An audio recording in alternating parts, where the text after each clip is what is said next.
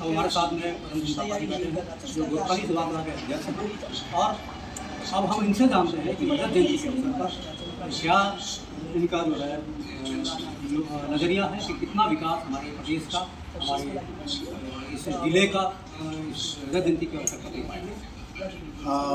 सबसे पहले तो मैं आपको बधाई देना चाहता हूँ कि हमारे जो उत्तराखंड है वो अभी 25 साल में मतलब पूर्ण रूप से युवा हो चुका है। और मैं जो तक यहाँ 25 साल में पहले कांग्रेस की सरकार रही और अभी आज बीजेपी की सरकार है, काम तकरीबन अभी तक अच्छा ही हुआ है, क्योंकि जब एक युवा पूर्ण रूप से सक्षम हो जाता है तो काम अच्छे होते हैं। और मैं चाहता हूँ कि जिस प्रकार से केंद्र से हमारे सम्मानित प्राइम मिनिस्टर मोदी जी का जो सोच है वो उत्तराखंड में भी इम्प्लीमेंट हो। और मेरे को ये कहना है कि उत्तराखंड में जिस प्रकार से आज सरकार कर रही है, जिस प्रकार से नशा के प्रति काफ़ी रोक लग चुकी है, बाकी यहाँ जो और चीज़ें जो अनियमितताएँ थी उसमें भी सरकार अच्छा काम कर रही है। मैं चाहूँगा कि उत्तराखंड को जो इनका प्रारूप पहले से एक देवभूमि के रूप में यहाँ देखा जा रहा है उसमें और सरकार काम करे और सुविधाएँ जो हैं वो मुहैया, जिससे हमारा उत्तराखंड पर्यटक क्षेत्र के लिए काफ़ी यहाँ 4 धाम हैं, उसके लिए एक अच्छा सोच रखे और वो हो भी रहा है। हम देख रहे हैं कि पर्यटक में भी अच्छा काम हो रहा है। उसी प्रकार पर्यावरण में भी काम हो रहा है। कटान का जो जहाँ तक सवाल है कि सरकार को उसको निरंतर अपने सोच के लाना चाहिए कि कहाँ आवश्यक है कि कटान होना चाहिए। इस प्रकार से विकास के नाम पर पूरा कटान हुआ है, नदी नालों का रुख मोड़ दिया गया है, सारे नदी नालों को क्या किया गया है।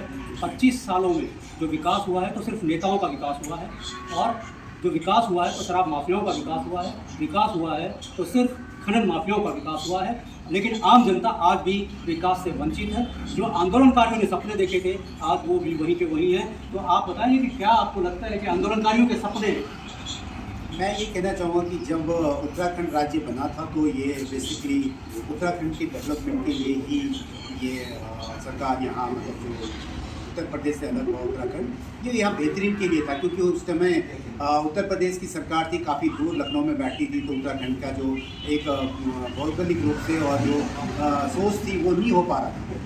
जैसे कि आपने बोला कि उत्तराखंड में खनन का भूमाफिया लोग आके बाहर से हैं, वो बहुत, ये तो हम देख रहे हैं आए दिन यहाँ पेपरों में, और बड़े लोगों का इन्वॉल्वमेंट उसमें हमें लग रहा है। पर हम चाहते हैं कि उत्तराखंड बनाया गया था कि उत्तराखंड के विकास के लिए, उस विकास में एक गोरखा समुदाय भी है जिसमें कि यहाँ अभी विकास की हम बात कर रहे हैं। उत्तराखंड में सपना दिखता उत्तराखंड आंदोलन ने कि हमारी अपनी सरकार होगी, हमारे अपने लोग होंगे और इस पर्वतीय क्षेत्र का विकास होगा, पर्वतीय क्षेत्र के हर समुदाय का विकास होगा।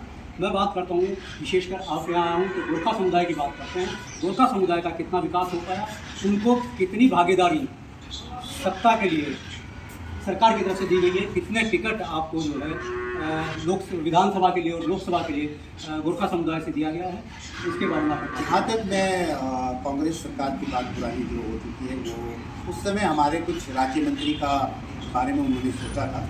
जब बीजेपी की सरकार आई है तब से गोरखा समुदाय को एक सिर्फ राज्य मंत्री का दर्जा प्राप्त हुआ, तो वो भी बहुत वीरेंद्र रावत जी के समय पर एक मिला था। पर ये बड़ा आक्रोश है गोरखा समुदाय में कि राजनीतिक में अभी तक बीजेपी की तरफ से ना हमें विधायक के लिए टिकट मिला है, ना अन्यथा एक एमपी के लिए, क्योंकि हमारे एक एमपी डेरी सांसद हैं माला राज्य लक्ष्मी शाह जी, वो अच्छा कर रही हैं। पर जहाँ तक विधायक का, जहाँ की जनप्रतिनिधि जो होता है वो अपनी अपनी कंस्टिट्यूंसी का है, जो कि विधानसभा तक गोरखाओं की आवाज़ पहुँचा सके, वो अभी तक नहीं हो पाया है। न ही अभी तक इतने सालों से हमारे को सिर्फ ये मात्र प्रलोभन दिया जा रहा है कि ये राज्य मंत्री का आपको जल्दी से ये होगा, पर 2027 अभी आने वाली है। एक साल में अगर हमारे को राज्य मंत्री का किसी को बनाते भी हैं तो वो कोई काम का नहीं, क्योंकि उसमें हम अपनी समस्याओं को सरकार तक नहीं पहुंचा सकते। हालांकि मैं चाहूँगा कि गोरखा समाज इतने प्रभुत्व रूप में अपना है, जिस प्रकार की हमारे ब्रिगेडियर साहब ने बताया कि हम